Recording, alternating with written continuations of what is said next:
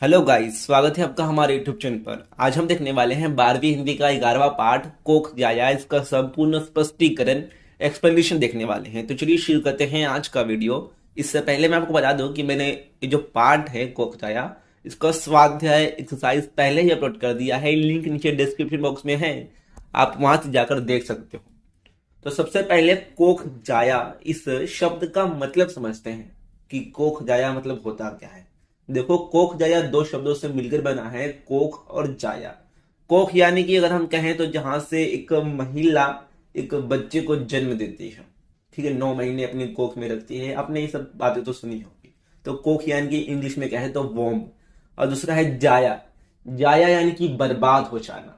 तो कोख जाया का मतलब क्या हुआ, मैं आपको अभी नहीं बताऊंगा। जैसे जैसे आप ये वीडियो आगे देखते जाओगे आपको समझ में आते जाएगा बहुत अच्छे से कि कोख जाया इस पाठ का नाम क्यों दिया गया है।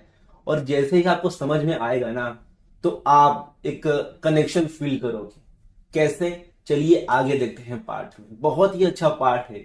अगर आपने अभी पहले से पढ़कर रखा होगा तो आपको पता होगा मैं क्यों बोल रहा हूं बहुत अच्छा पाठ है। देखते हैं आगे वीडियो में क्या है। दोस्तों, पाठ शुरू करने से पहले मैं आपको कुछ लाइन सुनाना चाहता हूँ। बहुत ही अच्छी लाइन है। पूत कपूत हो सकता है लेकिन माता कभी कुमाता नहीं हो सकती। इन लाइंस का मतलब भी आपको आगे पता चल जाएगा। देखते हैं कि आगे क्या है इस स्लाइड में। तो हमारा पाठ है कोख जाया। इसके मूल लेखक हैं श्याम दरिहरे जी और अनुवादक है बैद्यनाथ झा जी। तो मूल लेखक यानी कि जो पाठ है ना, ये ओरिजिनली मैथिली भाषा में लिखा गया था और इसे हिंदी में ट्रांसलेट किया है बैद्यनाथ झा जी ने। तो इसके जो ओरिजिनल मैथिली राइटर हैं वो है श्याम दरिहरे जी और हिंदी में ट्रांसलेट करने वाले हैं बैद्यनाथ झा जी ने। तो देखते हैं लेखक परिचय। श्याम दरिहरे जी का जन्म 19 फरवरी 1954 को बिहार के मधुबनी जिले में हुआ, जहां पर मैथिली भाषा का इस्तेमाल किया जाता है। तो आप मैथिली भाषा के चर्चित रचनाकार माने जाते हैं। मैथिली भाषा में कहानी, उपन्यास तक कविता में अपनी लिखनी का श्रेष्ठत्व सिद्ध किया है। आपने कनुप्रिया काव्य का मैथिली भाषा में अनुवाद किया है। तो देखो, इन्होंने जो हमने कविता एक पढ़ी है हमारे इस बुक में हिंदी में, कनुप्रिया, उसका मैथिली में ट्रांसलेशन किया है श्याम दरिहरे जी ने इस कनुप्रिया कविता का।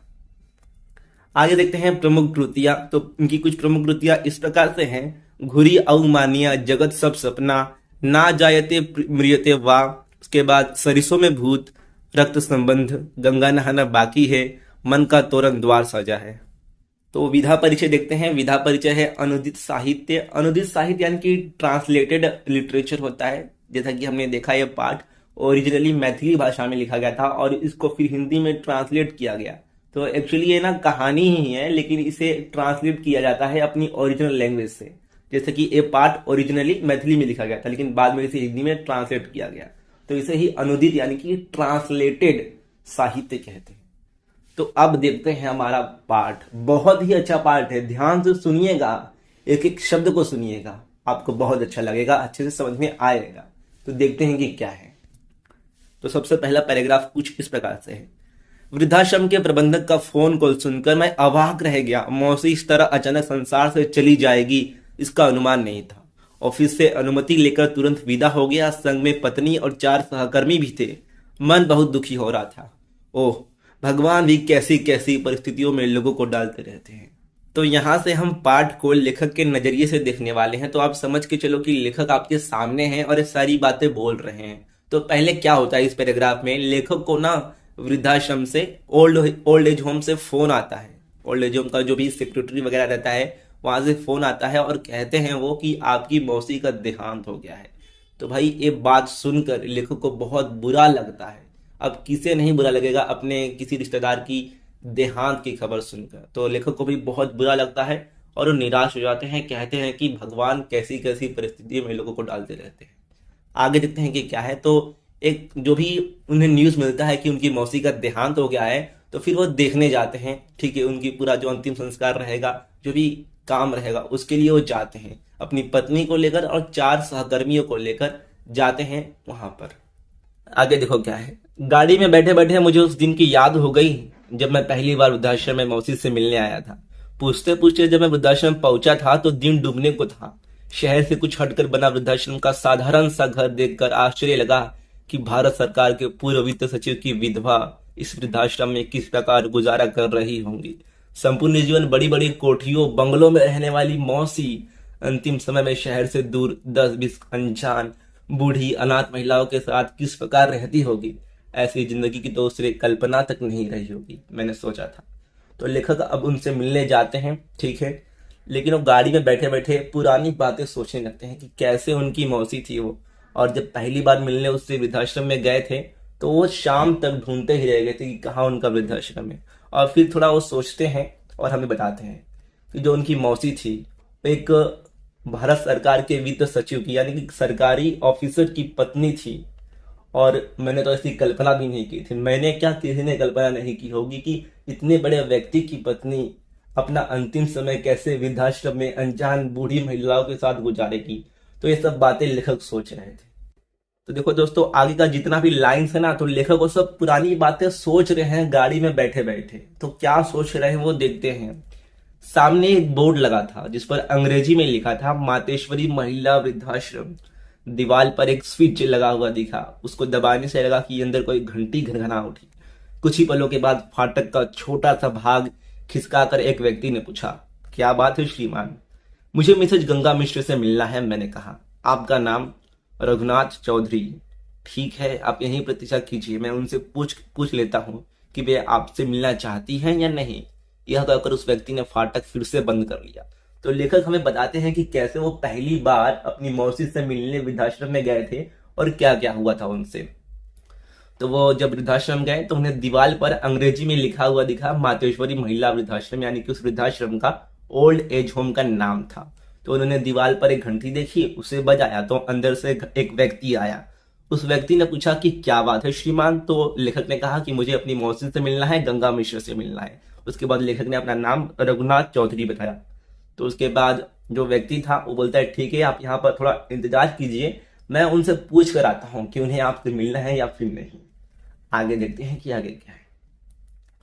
लगभग 10 मिनट तक मैं कार में बैठा प्रतीक्षा करता रहा, तब जाकर वह गेट खुला। मैं कार सहित अंदर दाखिल हुआ। बाहर से बहुत छोटा दिखने वाला यह वृद्धाश्रम अंदर से काफी बड़ा था। मन में संतोष हुआ कि मौसी अनजान लोगों के बीच तो अवश्य पड़ गई है, परंतु व्यवस्था बुरी नहीं है। कार पार करने के बाद उस व्यक्ति के साथ विदा हुआ। तो लेखक जब घंटी बजाते हैं तो अंदर से आदमी आता है। वो कहता है कि मैं पूछ के बताता हूँ, आप यहाँ पर थोड़ा वेट करो। तो आदमी 10 मिनट के बाद आता है और बोलता है कि ठीक है, आप मिलने आ सकते हैं। तो इतना कहने के बाद लेखक अपनी गाड़ी के साथ, अपनी कार के साथ अंदर वृद्धाश्रम में चले जाते हैं। तो जैसे ही वृद्धाश्रम में जाते हैं तो देखते हैं कि ये बाहर से जितना छोटा दिख रहा था अंदर से उतना छोटा नहीं है। ये सोचकर लेखक के मन में थोड़ा संतोष आता है कि ठीक है, मेरी मौसी अनजान लोगों के बीच में तो है, लेकिन ये जो जगह है इतनी भी बुरी नहीं है। तो उन्हें थोड़ा संतोष लगता है, थोड़ा अच्छा लगता है। अब देखते हैं कि आगे क्या है।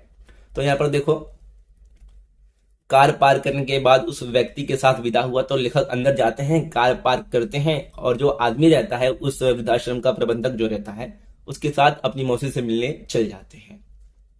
आगे देखते हैं पैसेज में क्या है। मिसेज गंगा मिश्रा जी जिनसे यहाँ आई है तब से आप प्रथम व्यक्ति हैं जिनसे उन्होंने मिलना स्वीकार किया है। वो व्यक्ति चलते चलते कहने लगा, कैसे कैसे लोग कई कई दिनों तक आकर गिर जाते रहे और लौट गए, परंतु मैडम टस से मस नहीं हुई। अभी जब मैंने आपका नाम कहा तो वो रोने लगी। मैं प्रतीक्षा करता खड़ा था। थोड़ी देर बाद आंसू पोंछकर बोली, बुला लाइए। मैंने कोई जवाब नहीं दिया। वे आपकी कौन होंगी? फिर उसी ने पूछा। मौसी। तो देखो, इस पैसेज में क्या बताया गया है ना, जो लेखक है और प्रबंधक है दोनों मिलने के लिए, ठीक है, दोनों मिलने के लिए जाते हैं मौसी से। अभी जो व्यक्ति था उसको पता नहीं था कि वो जो महिला है वो लेखक की, रघुनाथ चौधरी की, जो यहाँ पर कैरेक्टर दिया गया है, उसकी मौसी लगती है। तो दोनों जाते हैं और उसके बाद जो व्यक्ति था वो बताता है रघुनाथ चौधरी को कि आज से पहले किसी से उन्होंने मिलना स्वीकार नहीं किया। आप ऐसे पहले व्यक्ति हो जिनसे वो मिलने के लिए राजी हुई है। आज से पहले बहुत लोग आए, बहुत बड़े बड़े लोग आए, उनसे मिलने के लिए रोते गिड़गिड़ाते रहे, लेकिन कभी वो मानी ही नहीं। उसके बाद वो आदमी लेखक से, रघुनाथ चौधरी से पूछता है कि वो कौन लगेंगी आपकी, आपका रिश्ता क्या है? तो लेखक रघुनाथ चौधरी कहते हैं कि वो मेरी मौसी है। आप लोग क्या बहुत बड़े लोग हैं? बड़े लोगों की माएँ क्या वृद्धाश्रम में ही अपना जीवन गुजारती हैं? मैंने दुख से प्रतिप्रश्न किया। आजकल बड़े लोग ही अपने माँ बाप को अंतिम समय में वृद्धाश्रम भेजने लगे हैं। उनके पास समय ही नहीं होता अपने माँ बाप के लिए। वह फिर कहने लगा, गरीब घर के बूढ़े तो कष्ट और अपमान सहकर भी बच्चों के साथ भी ही रहने को अभिशप्त हैं। उनकी पहुंच इस तरह के वृद्धाश्रम तक कहाँ है, मैंने फिर चुप रहना ही उचित समझा। तो लेखक और जो व्यक्ति था दोनों जा रहे थे साथ में और बातें कर रहे थे। वो व्यक्ति क्या कहता है लेखक से कि क्या आप लोग बहुत बड़े लोग हैं, बड़े लोगों की जो माँ है अक्सर वो वृद्धाश्रम में ही रहती है, क्योंकि आजकल बड़े लोगों के लिए अपने माँ बाप के पास समय ही नहीं है, जो कि बिल्कुल ही सही बात है। आज की कंडीशन पे बिल्कुल ही एकदम साबित होता है। उसके बाद वो जो व्यक्ति था लेखक से आगे क्या कहता है कि ठीक है, बड़े लोगों की माँ जो होती है वो वृद्धाश्रम में रहती है, बड़े लोगों के माँ बाप, बड़े लोग उन्हें अपने घर पर रखते नहीं हैं, ठीक है, उन्हें वृद्धाश्रम भेज देते हैं। लेकिन जो गरीब घर के माँ बाप है वो कैसे भी मजबूरी में अपमान सहकर भी अपने बच्चों का रह लेते हैं, क्योंकि उन्हें यहाँ तक पहुँचने के लिए कोई मदद ही नहीं करेगा, ठीक है। उनके पास कुछ चारा नहीं है अपने बच्चों का अपमान सहकर चुपचाप रहने के अलावा।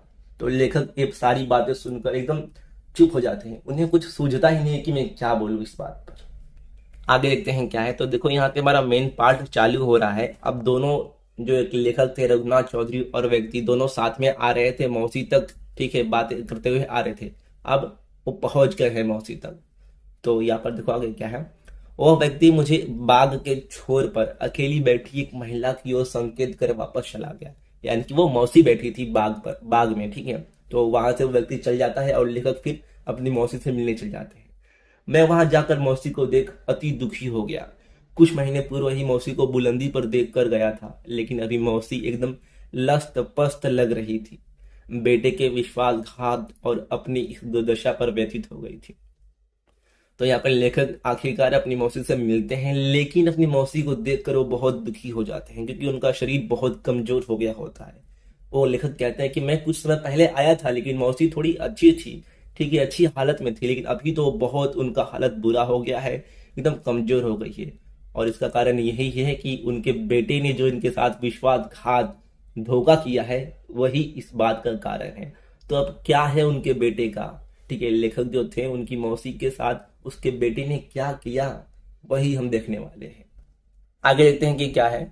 मैंने प्रणाम किया तो उसने मेरा माथा सहला दिया, लेकिन मुंह से कुछ बोली नहीं। मौसी की इस परिस्थिति में देखकर मैं सिर झुकाकर रोने लगा था। मेरी मौसी प्रतिभावान और प्रसिद्ध आईएएस अधिकारी की पत्नी थी। मौसा एक से एक बड़े पद पर रहकर भारत सरकार के वित्त सचिव के पद से रिटायर हुए थे। फिर भी मौसी को कभी अपने पति के पद और पावर का घमंड नहीं हुआ। वह सबके काम आई और आज उनका कोई नहीं, अपना बेटा ही जब। तो देखो लेखक यहाँ पर क्या बताते हैं, अपनी मौसी के बारे में बताते हैं कि वो उनसे मिलने जाते हैं और जब जाकर उनसे मिलते हैं तो मौसी उनके सर पर हाथ रखती है, लेकिन कुछ बोलती नहीं है, ठीक है। लेखक मौसी की इस परिस्थिति को देखकर सिर झुकाकर रोने लगते हैं। उन्हें आज इस हालत में, इस बुरी हालत में, कमजोर हालत में देखकर रोने लगते हैं।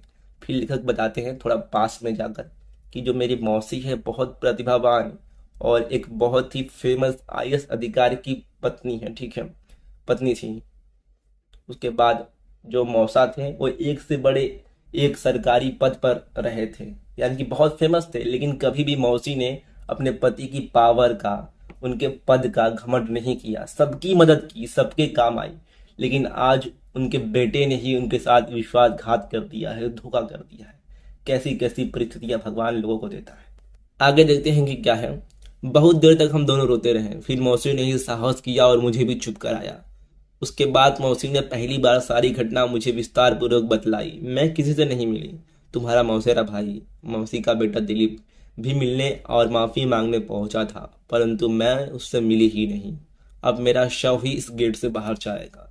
तुम्हें जब कभी समय मिले यहीं आकर मिलते रहना, कभी कभी अपनी पत्नी को भी लाना। अब जाओ, बहुत विलम्ब हो गया। गाड़ी में बैठते ही रघुनाथ अतीत में पहुंच गया। तो देखो यहाँ पर क्या होता है, जब लेखक अपनी मौसी से मिलते हैं तो दोनों रोते हैं, क्योंकि दोनों बहुत समय बाद मिलते हैं। फिर मौसी ने साहस किया, यानी कि उन्होंने थोड़ी हिम्मत की और चुप कराया लेखक को कि रो मत। उसके बाद मौसी के साथ क्या क्या हुआ होता है पास्ट में, कैसे उसके बेटे ने उसे धोखा दिया होता है, ये सब बातें जो हैं मौसी रघुनाथ चौधरी को बताती हैं। और क्या कहती हैं कि तुम्हारा जो मौसेरा भाई था, यानी कि जो मौसी का बेटा दिलीप, ये मेन कैरेक्टर है इस स्टोरी का। तो देखते हैं कि क्या होता है। तो फिर मौसी कहती है कि तुम्हारा मौसेरा भाई यानी कि जो दिलीप है वो भी मिलने आया था, काफ़ी माफ़ी भी मांग रहा था, लेकिन मैं उससे मिली ही नहीं। अब मेरा शव ही इस गेट से बाहर जाएगा। तो देखो मौसी का आत्मसम्मान क्या था। ठीक है, वो कहती है कि अब मैं यहाँ से जब मरूंगी तभी यहाँ से बाहर जाऊंगी, मैं किसी से मिलने नहीं जाऊंगी। फिर लेखक से यानी कि रघुनाथ चौधरी से कहती है कि तुम्हें अगर कभी समय मिलता है तो आकर मिलते रहना, और कभी कभी अपनी पत्नी को भी लेकर आना। अब यहाँ से जाओ, बहुत विलम्ब हो गया है, बहुत लेट हो गया है। तो गाड़ी में बैठते ही रघुनाथ चौधरी अतीत में पहुंच गया। यानी कि देखो रघुनाथ चौधरी मिलने जा रहे हैं अपनी मौसी से, कब? जब उनका मतलब देहांत हो गया है, लेकिन गाड़ी में बैठे बैठे ये सारी बातें उन्हें याद हमें आ रही है। तो यहाँ से उन्हें फिर अतीत में पहुंच जाते हैं कि यानी कि वो मिलने जा रहे हैं अपनी मौसी से, लास्ट टाइम उनका अंतिम संस्कार करने जा रहे हैं। तो आगे देखते हैं कि लेखक क्या बता रहे हैं। मेरी माँ मिलाकर दो बहनें ही थी, मेरा कोई मामा नहीं था। मेरी माँ बड़ी थी, मेरे नाना एक खाते पीते किसान थे। उन्होंने अपनी दोनों बेटियों का विवाह कॉलेज में पढ़ते दो विद्यार्थियों से कुछ ही साल की अंतराल पर किया था। मेरे पिताजी बीए करने के बाद अपने गांव में खेती बाड़ी संभालने लगे थे। मौसा पढ़ने में प्रतिभाशाली थे, वे अंततः आईएएस की प्रतियोगी परीक्षा में सफल हो गए। मौसा जब गुजरात में जिलाधिकारी थे तो नाना का देहांत हुआ था। नानी पहले ही जा चुकी थी। नाना का श्राद्ध बहुत बड़ा हुआ था। श्राद्ध का पूरा खर्च मौसी ने ही किया था। मेरी माँ की उसने एक नहीं सुनी थी। नाना की संपत्ति का अपना हिस्सा भी मौसी ने मेरी माँ को लिखकर सौंप दिया था। तो देखो इस पैसेज में रघुनाथ चौधरी यानी कि जो इस लेसन में कैरेक्टर है जो अपनी मौसी से मिलने जा रहा है, वो थोड़ा अपने पास्ट के बारे में, अपना फैमिली के बारे में बताते हैं कि मेरी माँ मिलाकर दो बहनें थी, मेरी माँ बड़ी थी, मेरा कोई मामा नहीं था। और जो मेरे नाना थे वो एक किसान थे, खाते पीते किसान थे। उन्होंने जो अपनी दोनों बेटियां थी उनका विवाह शादी कॉलेज में पढ़ते दो विद्यार्थियों से किया था। उसके बाद लेखक यानी कि रघुनाथ चौधरी बताते हैं कि जो मेरे पिता थे बीए किया उन्होंने, और बीए करने के बाद अपने गांव गए, वहां पर उन्होंने खेती बाड़ी की। उसके बाद जो मेरे मौसा थे वो पढ़ने में थोड़े अच्छे थे, प्रतिभाशाली थे, इसलिए उन्होंने आईएएस का एग्जाम दिया, वो एग्जाम क्लियर किया और वो आईएएस बन गए। उसके बाद जब मेरे मौसा का जिलाधिकारी का पद मिला गुजरात में, यानी कि जो वो डीएम बने गुजरात में, तो मेरे नाना का देहांत हो गया था। नानी पहले ही जा चुकी थी, यानी कि उनका देहांत पहले ही हो गया था। उसके बाद जो नाना का श्राद्ध था, यानी कि जो अंतिम जो भी कार्यक्रम जो भी होता है वो बहुत धूमधाम से हुआ था, बहुत बड़ा हुआ था। और जो श्राद्ध का पूरा खर्चा था वो मेरी मौसी ने खुद किया था। मेरी माँ की उसने एक भी नहीं सुनी थी। यानी कि देखो उनकी मौसी लेखक की रघुनाथ चौधरी की माँ से छोटी थी, लेकिन फिर भी सारा खर्च उन्होंने खुद किया, उनकी मौसी नहीं किया, एक भी नहीं सुनी। और लास्ट वाली लाइन देखो, नाना की संपत्ति का अपना हिस्सा भी मौसी ने मेरी माँ को लिखकर सौंप दिया था। यानी कि सोचो जो भी हिस्सा था उनके नाना का, तो दो उनकी बेटियां थी, दोनों को बराबर मिलना था। लेकिन मेरी नानी का दिल देखो, उन्होंने उनका जो संपत्ति था, जो प्रॉपर्टी था, वो भी मेरी माँ को दे दिया। तो इससे हमें रघुनाथ चौधरी की जो मौसी है उनके दिल के बारे में, उनके बड़प्पन के बारे में पता चलता है। तो देखो लेखक आगे क्या बता रहे हैं। कुछ दिनों के बाद मेरे पिताजी नाना के ही गांव में आकर बस गए। अब हम लोगों का गांव नाना का गांव ही है, इसलिए मौसी से संबंध कुछ अधिक ही गाढ़ा है। मेरी पढ़ाई लिखाई में भी मौसी का ही योगदान है। मौसी का बेटा दिलीप हमसे 8 बरस छोटा था। वह अपने माँ बाप की इकलौती संतान था। वह पढ़ने में मौसा की तरह ही काफी प्रतिभावान था। तो लेखक आगे अपने पास्ट के बारे में, अपने अतीत के बारे में बताते हुए क्या कहते हैं कि जब मेरी मौसी ने अपने हिस्से का जो प्रॉपर्टी था, जो कि संपत्ति था, वो भी मेरी माँ को ही लिख दिया, तो हम क्या कि गांव में जाकर बस गए, अपने नाना के गांव में ही चले गए। इसलिए जो मेरे नाना का गांव था वो मेरा गांव हो गया। उसके बाद लिख जाते हैं कि जो मेरी पढ़ाई लिखाई थी उसमें भी मेरी मौसी ने बहुत ही हेल्प की, उनका बहुत योगदान है।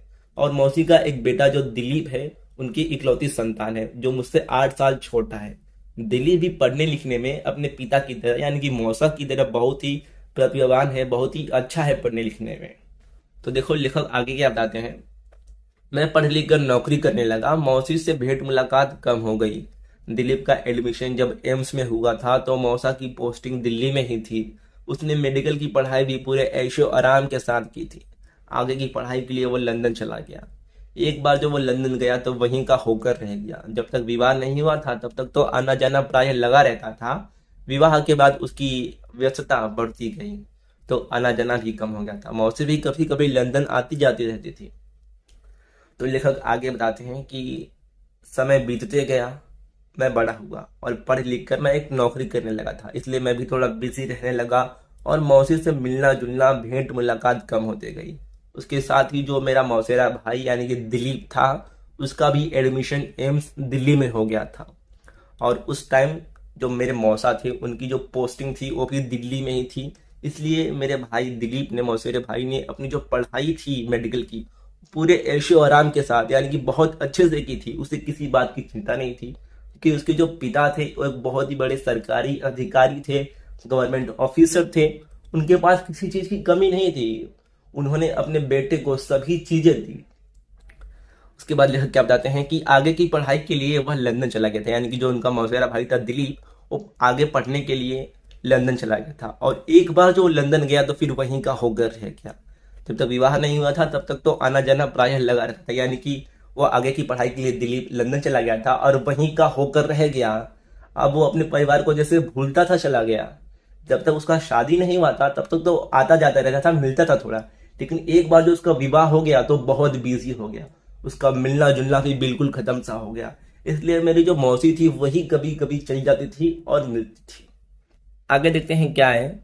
मौसी जब कभी अपने ससुराल आती थी तो नैहर भी अवश्य आती थी, यानी कि मौसी जब भी इंडिया आती थी तो नैहर यानी कि अपने पिता के गांव, यानी कि जो लेखक थे उनके नाना के गांव में, उनके खुद के गांव में आती थी और लेखक से मिलती थी। एक बार गांव में अकाल पड़ा था। वह अकाल दूसरे वर्ष भी दोहरा गया, यानी कि उनके गांव में जब मौसी आई थी तो उसी टाइम एक अकाल पड़ा था, सूखा पड़ा था और वो सूखा 2 साल तक रहा। पूरे इलाके में हाहाकार मचा था। मौसी उन लोग की हालत देखकर द्रवित हो गई थी। उसने अपने ससुराल से सारा जमा अन्न मंगवाया और बाजार से भी आवश्यकता अनुसार क्रय करवाया। तीसरे ही दिन से भंडारा खुल गया। मौसी अपने गांव की ही नहीं बल्कि पूरे इलाके की आदर्श बेटी बन गई थी। तो लेखक यहाँ पर क्या कहते हैं कि एक बार गांव में जब मौसी आई थी तो उसी टाइम अकाल सूखा पड़ गया था, कहीं पे खेती नहीं हो पा रही थी, चारों तरफ हाहाकार मच गया था, यानी कि भूख से सब लोग हाहाकार, सब लोग परेशान हो गए थे। और दूसरों की परेशानी देखकर मौसी भी बहुत परेशान हो गई।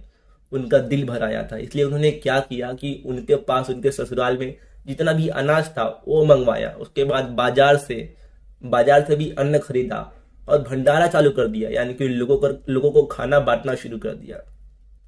तो देखो इन लाइन से हमें क्या पता चलता है कि जो मौसी थी रघुनाथ चौधरी की, उनका दिल कितना बड़ा था। उनके पति सोचो एक आईएएस अधिकारी थे, सरकारी ऑफिसर थे, लेकिन फिर भी मौसी ने कभी अपने पति की पावर का, पद का, पोस्ट का घमंड नहीं किया और हमेशा लोगों की मदद की।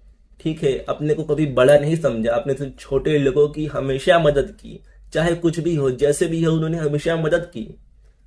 आगे देखते हैं कि आगे क्या है। मैं बर्लिन में ही था। यहाँ बहुत कुछ घट गया। जीवन के सभी समीकरण उलट पुलट गए। मौसा अचानक हृदय गति रुक जाने के कारण चल बसे। मौसी का जीवन एकाएक ठहर सा गया। मौसा का अंतिम संस्कार दिलीप के आने के बाद संपन्न हुआ था। मौसा का श्राद्ध उनके गांव में जाकर संपन्न किया गया। यहाँ पर देखो लेखक आगे क्या बताते हैं कि जब मैं बर्लिन में था, जर्मनी में था, काम कर रहा था, तो बहुत कुछ घट गया, यानी कि बहुत कुछ उलट पुलट गया। मेरे जो मौसा थे उनका हार्ट अटैक के कारण देहांत हो गया था और इस बात से जो मौसी थी उनका जीवन ठहर सा गया, यानी कि उन्हें बहुत ही गहरा सदमा लगा था अपने पति के जाने का। उसके बाद मौसा का अंतिम संस्कार कब हुआ? जब जो दिलीप था उनका बेटा वो लंदन से आया था और मौसा का जो श्राद्ध था उनके गांव में ही जाकर सा हुआ था। अब यहाँ से कहानी में ट्विस्ट आता है। मेन जो कहानी है क्या हुआ था मौसी के साथ, यहाँ से पता चलेगा। वे लोग जब गांव से वापस आए तो दिलीप का रंग ढंग बदला हुआ था। वह पहले मौसा की पेंशन मौसी के नाम से ट्रांसफर करवाने और लंदन ले जाने के लिए वीजा बनवाने के काम में लग गया। उसी के बहाने उसने मौसी से कई कागजातों पर हस्ताक्षर करवा लिए। मौसी उसके कहे अनुसार बिना देखे सुने हस्ताक्षर करती रही। उसे भला अपने ही बेटे पर संदेह करने का कोई कारण भी तो नहीं था। जब तक वह कुछ समझ पाती उसका जमीन मकान सब हाथ से निकल चुका था। दिलीप ने धोखे से उस मकान का सौदा 8 करोड़ रुपए में कर दिया था। मौसी को जब इसका पता चला तो उसने एक बार विरोध तो किया, परंतु दिलीप ने यह कहकर चुप करा दिया कि जब तुम भी मेरे साथ लंदन में ही रहोगी तो फिर यहाँ इतनी बड़ी संपत्ति रखने का कोई औचित्य ही नहीं है। तो देखो लेखक आगे क्या बताते हैं कि जब वो बर्लिन में थे तो उनके मौसा का देहांत हो गया था हार्ट अटैक के कारण। इसी कारण जो दिलीप था वो लंदन से आया अंतिम संस्कार के लिए, श्राद्ध के लिए, जो कि मौसा के गांव में हुआ था। उसके बाद जब गांव से जो भी दिलीप और मौसी थी वो वापस शहर में आए तो दिलीप का जो भी रंग ढंग था, बोलने का अंदाज था, वो सब बदल गया था। दिलीप सबसे पहले क्या किया कि जो भी मौसा थे उनका जो पेंशन था, क्योंकि वो सरकारी अधिकारी थे मौसा, तो उन्हें पेंशन मिलता था। तो उसके देहांत के बाद, मौसा के देहांत के बाद उसका जो पेंशन था दिलीप ने मौसी के नाम ट्रांसफर करवाया और वीजा बनवाने लगा। उसे देखकर ऐसा लग रहा था कि उसे अपने पिता की यानी कि मौसा की मौत का कोई दुख ही नहीं है। वो तो सब अपने काम में लग गया हमेशा की तरह। वो वीजा बनवाने में लग गया, पेंशन ट्रांसफर करवाने में लग गया। और इसी बीच दिलीप ने, देखो यहां पर क्या दिया है, उसी के बहाने उसने मौसी से कई कागजातों पर हस्ताक्षर करवा लिए। तो इसी बीच जब मौसी बहुत दुखी थी, वो परेशान थी, उन्हें सदमा लगा था अपने पति के मौत का, तो इसी बीच दिलीप ने बहुत सारे डॉक्यूमेंट्स पर, कागजात पर साइन करवा लिए अपनी माँ से यानी कि मौसी से। और इसी कारण जो दिलीप था उसने ठग लिया अपनी माँ को ही। उसने सारी संपत्ति, जो भी डॉक्यूमेंट्स थे, प्रॉपर्टी के पेपर थे, उस पर साइन करवा लिया धोखे से अपनी माँ से। और जो भी बंगला था उसे बेच दिया 8 करोड़ रुपए में। तो देखो यहाँ पर जो दिलीप था, मौसी का बेटा, धोखे से मौसी से साइन करवा लेता है सारे डॉक्यूमेंट्स पे, इंपॉर्टेंट कागजात पर, और मौसी भी चुपचाप साइन कर देती है। अब उन्हें ये थोड़ी लगा कि मेरा बेटा मेरा बुरा चाह सकता है। आखिरकार मौसी भी तो एक माँ ही थी, माँ अपने बेटे के लिए कुछ भी कर सकती है। इसलिए यहाँ पर देखो बताया गया है कि मौसी उसके कहे अनुसार बिना देखे सुने हस्ताक्षर करती रही। उससे भला अपने ही बेटे पर संदेह करने का कोई कारण भी तो नहीं था। यानी कि वही मौसी अपने खुद के बेटे पर थोड़ी कुछ ऐसा संदेह कर सकती है कि ये कुछ कर सकता है बुरा। जब तक वो कुछ समझ पाती तो उसका जमीन मकान सब हाथ से निकल चुका था। दिलीप ने धोखे से उस मकान का सौदा 8 करोड़ रुपए में कर दिया था। तो वही दिलीप, देखो उसकी चाल क्या थी। उसने धोखे से, जब उसकी माँ परेशान थी, सदमे में थी, तो उसने इंपॉर्टेंट डॉक्यूमेंट पे साइन करवा लिए माँ से, और जो भी प्रॉपर्टी थी, जो भी बंगला था, उसे 8 करोड़ रुपए में बेच दिया। मौसी को जब इसका पता चला तो उसने एक बार विरोध तो किया, परंतु दिलीप ने यह कहकर चुप करा दिया कि जब तुम भी मेरे साथ लंदन में ही रहोगी तो फिर यहाँ इतनी बड़ी संपत्ति रखने का कोई औचित्य नहीं है, यानी कि कोई मतलब ही नहीं है। तो जब मौसी को इस बात का पता चलता है कि दिलीप ने, उसके खुद के बेटे ने उसकी संपत्ति 8 करोड़ रुपए में बेच दी, तो मौसी एक बार को उससे बोलती है कि तूने ऐसा क्यों किया। लेकिन दिलीप मौसी को एक कहकर चुप कर देता है कि अब इसका फायदा ही क्या, जब तुम मेरे साथ लंदन में ही रहोगी तो इतना बड़ा प्रॉपर्टी यहाँ रखने का कुछ मतलब नहीं है। आगे देखो क्या है। दिलीप ने लंदन यात्रा से पूर्व घर की लिखा पढ़ी समाप्त कर ली। घर की सारी संपत्ति औने पौने दामों में बेच डाली। मौसी अपनी सारी गृहस्थी नीलाम होते देखती रही। उसकी आंखों से आंसू पोंछने का समय किसी के पास नहीं था। वे तो रुपए सहेजने में व्यस्त थे। बाप का मरना दिलीप के लिए लॉटरी निकलने जैसा था। उसे लंदन में अपना घर खरीदने में आसानी हो जाने की प्रसन्नता थी। वह अपने प्रोजेक्ट पर काम करता रहा और मौसी पल पल उजड़ती रही। तो देखो यहाँ पर जब दिलीप ने धोखे से सारे डॉक्यूमेंट्स पर साइन ले लिए मौसी से, तो उसने क्या किया, जो भी पूरा प्रॉपर्टी था मौसी का यानी कि उसका, उसे औने पौने दाम पर बेच दिया। ऐसे ही बेच दिया, क्योंकि उसे क्या था ना कि उसे लंदन में अपना घर खरीदना था, अपना प्रॉपर्टी लंदन में खरीदना था। तो इसलिए उसे बहुत खुशी थी इस बात की। इसलिए उसने यहाँ की, भारत की जो उसकी संपत्ति थी, सारे ऐसे ही कौड़ियों के दाम पर बेच दी। उसे इस बात की बहुत खुशी थी। लेकिन दूसरी ओर मौसी तिल तिल कर मरने लगी थी। उनका पूरा गृहस्थी उजड़ गया था। वो अपने सामने अपना पूरा संसार जो उन्होंने और उनके पति ने बनाया था इतने सालों से, उसे ऐसे ही नीलाम होते देख, यानी कि बेचते हुए देख बहुत उनकी आंखों से आंसू निकल रहे थे। लेकिन किसी के पास भी उनकी आंखों का आंसू पोंछने के लिए समय नहीं था। सब पैसे समेटने में व्यस्त थे। ठीक है, किसी को अब मौसी से कुछ मतलब नहीं था। दिलीप को भी, सोचो उनके खुद के बेटे को। और इसी कारण अब मौसी को बहुत बुरा लग रहा था। उनका जो सदमा था वो और गहरा होते जा रहा था।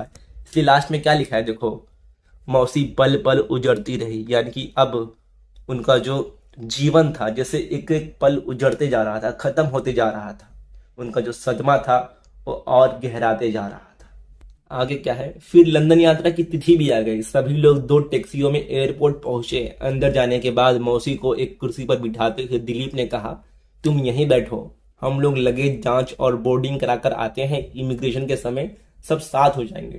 तो जब सारा प्रॉपर्टी दिलीप ने बेच दिया तो आखिरकार कुछ समय बाद लंदन जाने का टाइम आ गया, जब दिलीप अपनी माँ के साथ यानी कि मौसी के साथ लंदन जाने वाला था।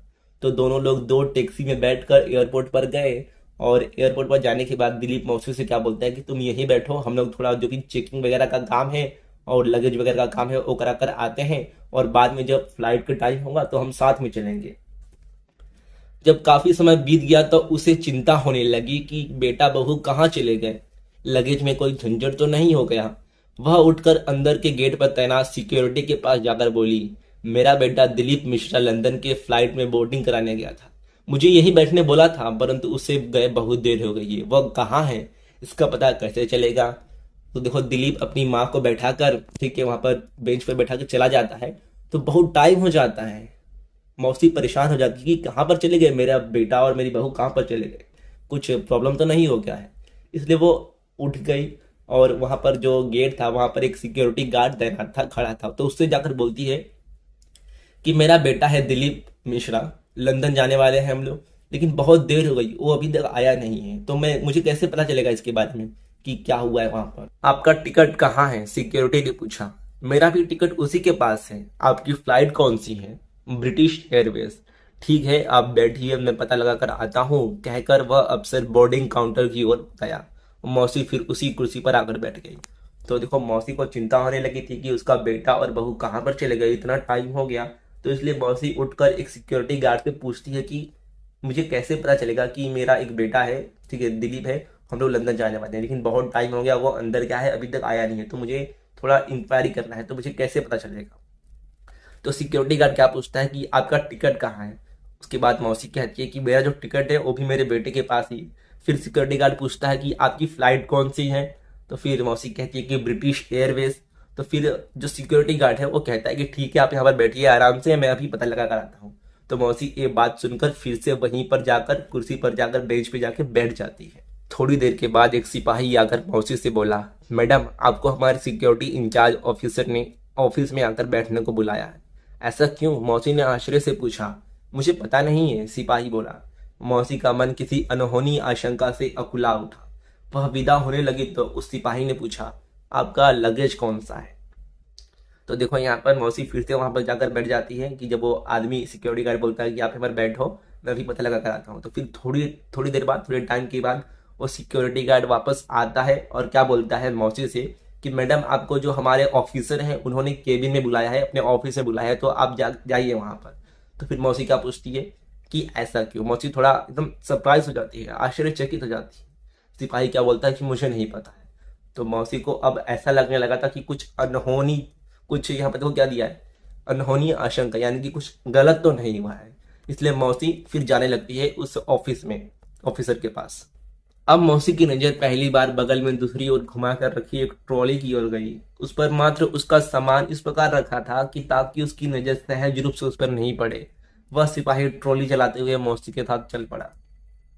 तो मौसी मिलने के लिए ऑफिस में जाती है तो वो क्या देखती है कि साइड में उनका जो सामान है मौसी का, वो एक ट्रॉली में रखा है, जिसमें ट्रॉली जो एयरपोर्ट पे होता है जिसमें सामान लेकर जाते हैं, तो उसमें रखा है।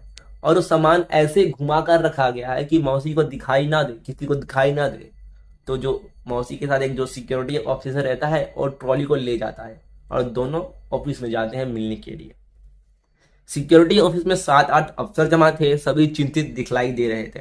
मौसी के प्रवेश करते ही वे सभी उठकर खड़े हुए। मौसी को बहुत आश्चर्य हुआ कि उन लोगों को मेरा परिचय कैसे पता चल गया। तो जैसे ही मौसी और ऑफिस से सिक्योरिटी ऑफिस में यानी कि मेन ऑफिस में पहुंचते हैं तो वहां पर 7-8 ऑफिसर थे और सभी चिंतित थे, परेशान थे। और जैसे ही मौसी एंटर करती है तो सब लोग उठ जाते हैं और मौसी ये सोचती है, उन्हें आश्चर्य होता है कि इन लोगों को मेरे बारे में कैसे पता चला, मेरा परिचय कैसे पता चला। आगे देखते हैं। मौसी के बैठने के बाद एक अफसर बोला, मैडम मैं आपको एक दुख की बात बताने जा रहा हूँ। क्या हुआ? मौसी ने चिंता से अकुलाते हुए पूछा। आपका बेटा आपको यहीं छोड़कर लंदन चला गया है, उसने आपका टिकट सरेंडर कर दिया है। वह अफसर बोला।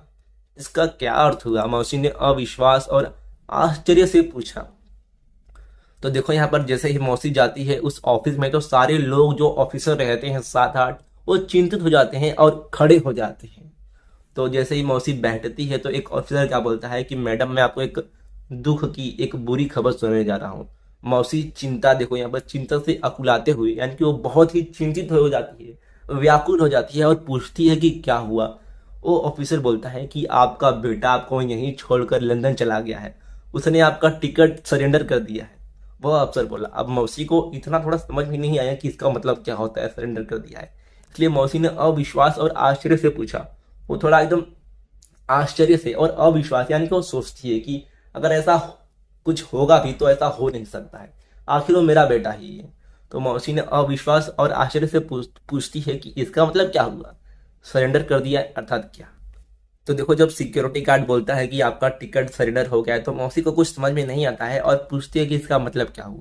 तो सिक्योरिटी गार्ड क्या बोलता है, मैम आपके बेटे ने आपके साथ धोखा किया है, वह आपको यहीं बैठा छोड़कर लंदन चला गया। लंदन के लिए जो ब्रिटिश एयरवेज की फ्लाइट है उसे उड़े आधा घंटा हो चुका है, आज अब और कोई फ्लाइट नहीं है, आपका टिकट भी सरेंडर हो चुका है, उस अफसर ने स्पष्ट करते हुए कहा।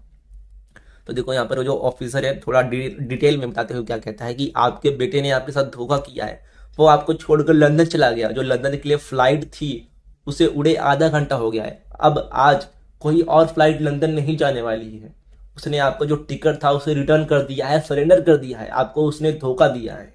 इसके बाद मौसी क्या कहती है, ऐसा कैसे होगा, ऐसा करने की उसे क्या जरूरत है, नहीं नहीं, आप लोगों को अवश्य कोई धोखा हुआ है, आप लोग एक बार फिर अच्छी तरह पता लगाइए, मैं भारत सरकार के पूर्व वित्त सचिव की पत्नी हूँ, आप लोग इस तरह मुझे गलत सूचना नहीं दे सकते, आप लोग फिर पता लगाइए, मेरा तो घर भी बेच दिया है मेरे बेटे ने, फिर मुझे यहाँ कैसे छोड़ सकता है। मौसी बहुत अप्रत्याशित व्यवहार करने लगी थी और हाँफने लगी थी। तो देखो ये बात सुनते ही मौसी को कैसा धक्का लगा। वो कहती हैं, उन्हें अभी भी विश्वास नहीं हो रहा है कि उनका खुद का बेटा उनके साथ ऐसा ही कर सकता है। वो क्या कहती हैं कि ऐसा थोड़ी हो सकता है, उसे ऐसा करने की कोई जरूरत नहीं है, उसने सारी जो प्रॉपर्टी है वो भी बेच दिया है, वो ऐसा नहीं कर सकता, उसे ऐसा करने की जरूरत है ही नहीं। और एक कहते कहते मौसी हाँफने लगती है, परेशान हो जाती है। उन्हें अभी तक विश्वास नहीं हो रहा था कि उनका खुद का बेटा, ठीक है, जिसे उसने पाला है, बड़ा किया, वो खुद का बेटा ऐसा कर सकता है, लेकिन ऐसा हो चुका था। मौसी कुछ नहीं बोल रही थी, मौसी को चुप देख वे लोग भी चुप हो गए। थोड़ी देर बाद सभी अफसरों को सतर्क होते देख मौसी समझ गई कि आईजी साहब आ गए। आईजी साहब ने आते ही हाथ जोड़कर मौसी को प्रणाम किया और बोले, मैडम मेरा नाम है अमित गर्ग, मिश्रा सर जब इंडस्ट्री विभाग में थे तो मैं उनके अधीन कार्य कर चुका हूँ। मिश्रा सर का बहुत उपकार है इस विभाग पर, मुझे सब कुछ पता चल चुका है। आपका आदेश हो तो दिलीप को हम लोग लंदन एयरपोर्ट पर ही रोक लेने का प्रबंध कर सकते हैं। तो देखो मौसी ये सारी बातें सुनकर एकदम शौक में आ गई, एकदम आश्चर्यचकित हो गई, वो कुछ बोल नहीं पा रही थी, चुपचाप हो गई। और मौसी की इस हालत को देखकर सब चुप हो गए। उसके बाद आईजी साहब आते हैं तो सारे जो ऑफिसर थे वो खड़े हो जाते हैं, एकदम तैनात हो जाते हैं, एकदम सतर्क हो जाते हैं, अलर्ट हो जाते हैं। तो ये बात देखकर मौसी समझ जाती है कि आईजी साहब यानी कि जो बड़े ऑफिसर हैं, मेन ऑफिसर, वो आए हैं। तो जैसे ही आईजी साहब आते हैं तो मौसी को प्रणाम कहते हैं, ठीक है, उन्हें नमस्कार करते हैं और बोलते हैं कि मैडम मेरा नाम है अमित गर्ग। जब मिश्रा सर यानी कि मौसा जी, मौसी के पति, तो जब वो इंडस्ट्री विभाग में थे, यानी कि यहाँ पर काम करते थे, तैनात थे, तो मैं उनके अधीन यानी कि उनके अंडर काम कर चुका हूँ और उन्होंने मेरी बहुत हेल्प की है, इस विभाग पर मेरी हेल्प की है, इस डिपार्टमेंट की हेल्प की है। मुझे सब कुछ पता चल चुका है कि कैसे आपके बेटे ने आपके साथ धोखा किया और आपको छोड़कर लंदन चला गया है। अगर आप बोले तो मैं अभी एक फ़ोन करता हूँ, उसे लंदन में पकड़ दिया जाएगा, बस आप बोलिए। तो ऐसा वो जो व्यक्ति था, आईजी साहब था, मौसी से कहता है। गर्ग साहब को देखते ही मौसी उन्हें पहचान गई थी, परंतु चुप ही रही। बहुत आग्रह करने पर वह बोली, मैं किसी अच्छे वृद्धाश्रम में जाना चाहती हूँ, आप लोग यदि उसमें मेरी सहायता कर दे तो बहुत बड़ा उपकार हो। तो देखो जैसे ही वो आईजी साहब यानी कि जो गर्ग हैं वो आते हैं तो मौसी से क्या कहते हैं, सबसे पहले तो प्रणाम करते हैं और बोलते हैं कि मुझे सब कुछ पता चल गया है कि कैसे आपके बेटे ने आपके साथ धोखा किया और लंदन भाग गया आपको छोड़ के।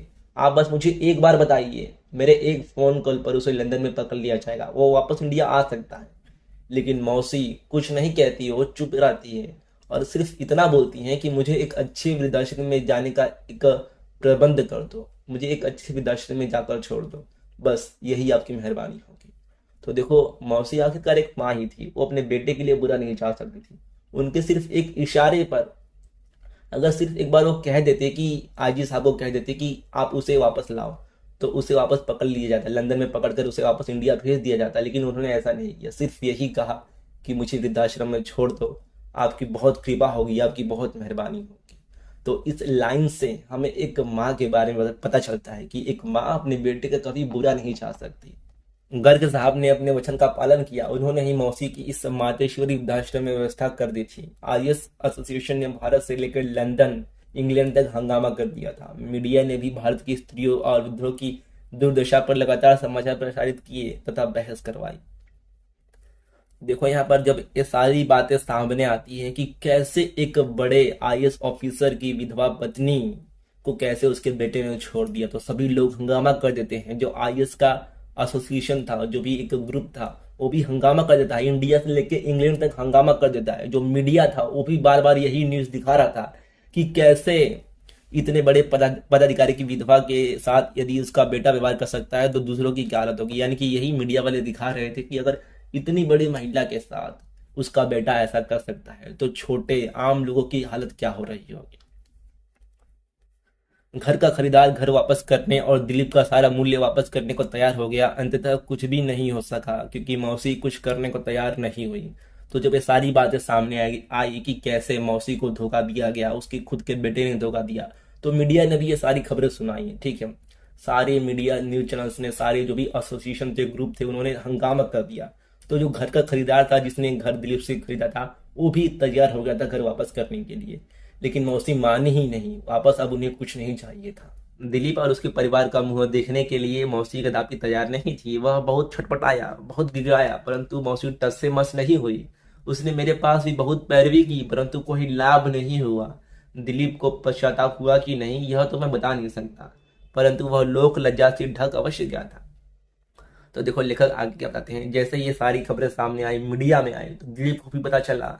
दिलीप लंदन से भागते हुए आया मौसी से मिलने, लेकिन मौसी अब मिलने के लिए, अपने बेटे को माफ करने के लिए तैयार ही नहीं थी, उसका मुंह देखने के लिए तैयार नहीं थी। उसके बाद यहाँ पर देखो क्या कहते हैं कि उसने मेरे पास भी बहुत पैरवी की। यानी कि वो जो दिलीप था, वो लेखक के पास, रघुनाथ चौधरी के पास भी आया कि तुम कुछ करो, तुम मौसी से बात करो, लेकिन लेखक भी तैयार नहीं थे।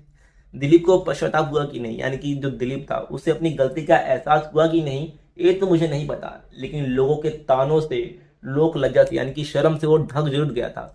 उसके बाद में प्रयास करने लगा कि इतनी बड़ी घटना के बाद भी मौसी का विश्वास जीवन के प्रति बचा रहे। तो देखो, यहाँ पर लेखक आगे क्या करने लगते हैं। वो सोचने लगते हैं कि भाई, अब जो मौसी है उनके साथ इतना कुछ बुरा हो चुका है, अब बस मैं यही चाहता हूँ कि मौसी कुछ गलत कदम ना उठा ले, उनका उनके जीवन के प्रति विश्वास बना रहे। तो लेखक को चिंता हो जाती है कि मौसी कोई गलत कदम ना उठा ले, जैसे कुछ आत्महत्या ना कर ले, क्योंकि उनके साथ बहुत बुरा हुआ है। ठीक है, उन्हें बहुत सदमा लगा है। तो लेखक अब यही सोचते हैं। फिर प्रत्येक रविवार पत्नी के साथ मौसी से मिलने आने लगा था। प्रत्येक भेंट में मौसी एक सोहर अवश्य गाती थी और गाते गाते रोने लगी थी। तो आगे जब मौसी को वृद्धाश्रम में रख दिया जाता है, छोड़ दिया जाता है, तो लेखक रोज उनसे, मौसी से मिलने अपनी पत्नी के साथ जाते थे और उस टाइम मौसी एक सोहर गाती थी। देखो, सोहर क्या होता है। सोहर उत्तर भारत में, खास करके यूपी बिहार में गाया जाने वाला एक गीत है। जब घर में किसी बच्चे का जन्म होता है तो एक गाना गाया जाता है, सोहर गाना गाया जाता है। और साथ ही रामनवमी, कृष्ण जन्माष्टमी जैसे त्योहारों में भी गाना गाया जाता है।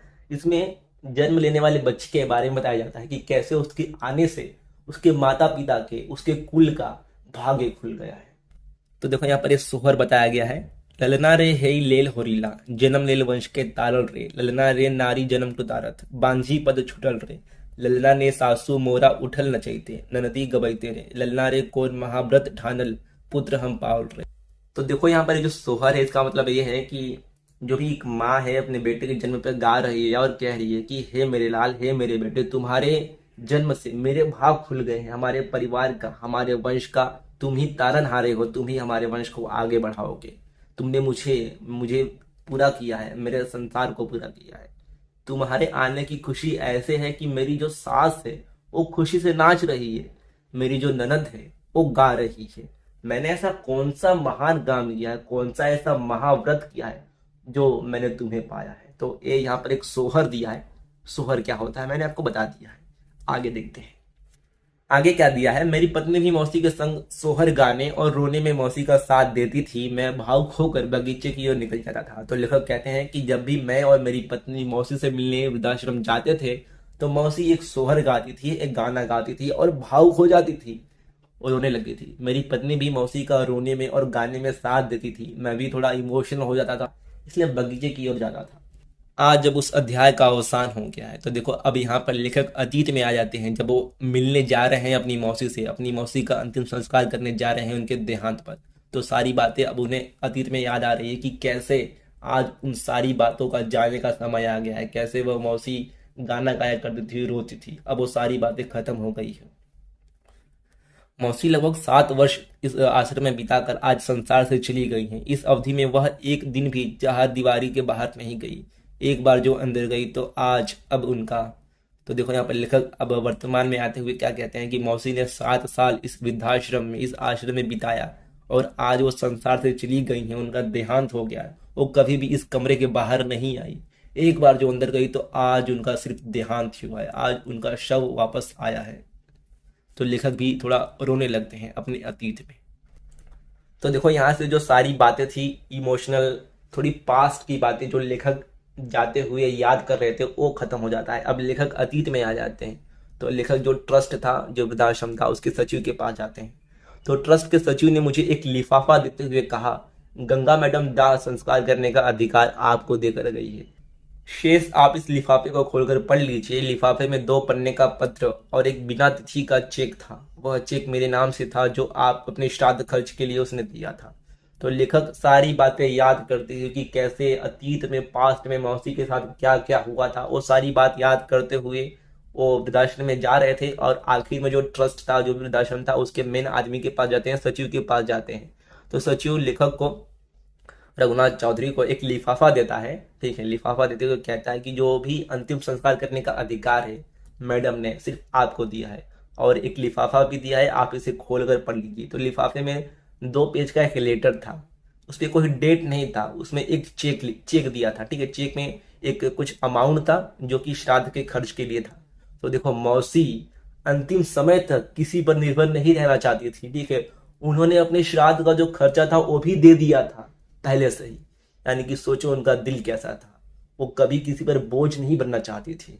लेकिन उनके साथ क्या हुआ, तो देखो उस लिफाफे में एक 2 पेज का लेटर था और एक बिना डेट वाला चेक था जिसमें कुछ श्राद्ध के खर्च के लिए पैसे थे। अब लेखक पत्र पढ़ते हैं। तो देखो यहाँ पर पत्र के अंत में मौसी ने लिखा था, अपनी कोख का जाया बेटा मुझे जिंदा ही मारकर विदेश भाग गया और तुमने अंत तक मेरा साथ दिया। तुम्हें देखकर सदा मेरा विश्वास जीवित रहा कि सभी संतानें एक जैसी नहीं होती। इसी विश्वास के सहारे इस संसार से जा रही हूँ कि जब तक एक भी सपूत संसार में रहेगा तब तक माएँ 1000 कष्ट सहकर भी संतान को जन्म देती रहेंगी और संसार चलता रहेगा। इसका श्रेय माँ और सपूत दोनों को है। तुम्हारे जैसा पुत्र भगवान सबको दे। तो देखो उस लिफाफे में जो लेटर रहता है उसमें क्या लिखा रहता है। मौसी कहती है कि मेरी कोख का, मेरा खुद का बेटा तो मुझे जिंदा ही छोड़कर भाग गया, मुझे उसने जिंदा जीते जी ही मार दिया। लेकिन तुमने मेरा साथ दिया अंत तक। तुम मेरे खुद के बेटे नहीं हो, लेकिन तुमने मेरा अंत तक हमेशा साथ दिया। तुम्हें देखकर ही मुझे जीने की इच्छा रही। तुम्हें देखकर सदा मेरा विश्वास जीवित रहा कि सभी संतानें एक जैसी नहीं होती, यानी कि सभी एक जैसे नहीं होते। इसी विश्वास के सहारे इस संसार से जा रही हूँ कि जब तक एक भी सपूत संसार में रहेगा तब तक माएँ 1000 कष्ट सहकर संतान को जन्म देती रहेंगी और संसार चलता रहेगा। तो देखो लेटर में लास्ट में यही लिखा था कि मौसी को ना लेखक पर बहुत विश्वास था, रघुनाथ चौधरी पर, और वो यही कहती है कि जो मेरा खुद का बेटा था उसने मुझे जीते जी ही मार दिया और भाग गया। लेकिन तुम मेरे खुद के बेटे नहीं थे, मेरे अपने खुद नहीं थे, तभी भी तुमने मेरा साथ दिया। यही देखकर मैं तुम्हें देखकर जीती रही अंत समय तक।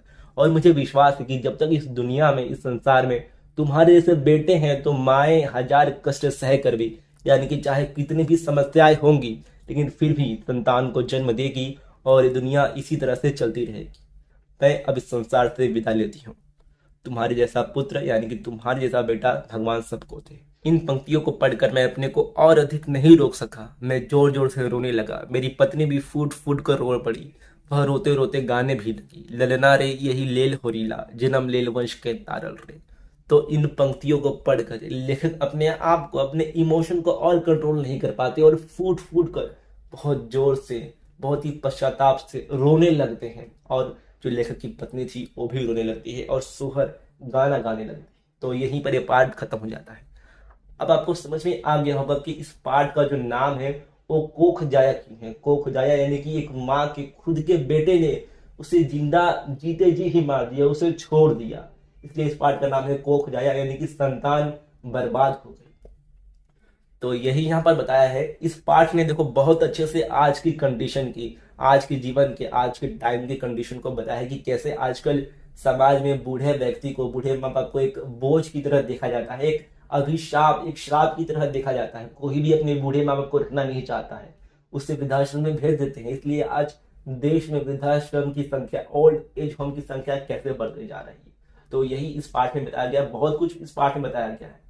एक माँ के प्यार के बारे में बताया गया है कि एक माँ कैसे हमेशा अपने बेटे का भला ही चाहती। तो जो मैंने लास्ट में आपको शुरू में लाइन जो दिखाया था कि एक पूत कपूत हो सकता है लेकिन माता कुमाता नहीं हो सकती, तो ये बहुत ही परफेक्ट है। आपको उसका मतलब भी समझ गया होगा, यानी कि एक माँ अपने बेटे के लिए कभी बुरा नहीं चाह सकती।